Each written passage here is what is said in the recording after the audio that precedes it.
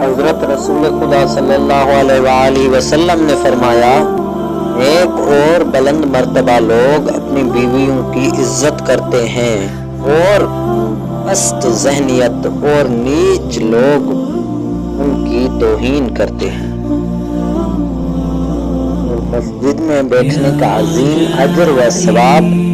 حضرت رسول خدا صلی اللہ علیہ وآلہ وسلم نے جناب ابو ذر سے فرمایا، اے ابو ذر،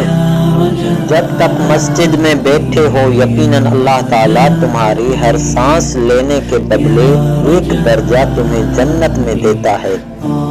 اور فرشتے تم پر درود بھیجتے ہیں، اور مسجد میں تمہاری ہر سانس لینے کے بدلے تمہارے لیے 10 نیکیاں لکھی جاتی ہیں اور تم سے 10 گناہ مٹا دیے جاتے ہیں۔ وہ مومن نہیں۔ رسول اللہ صلی اللہ علیہ وآلہ وسلم نے فرمایا، جب زنا کرنے والا زنا کرتا ہے تو وہ مومن نہیں رہتا، اور اسی طرح جب چور چوری کرتا ہے تو وہ بھی مومن نہیں رہتا۔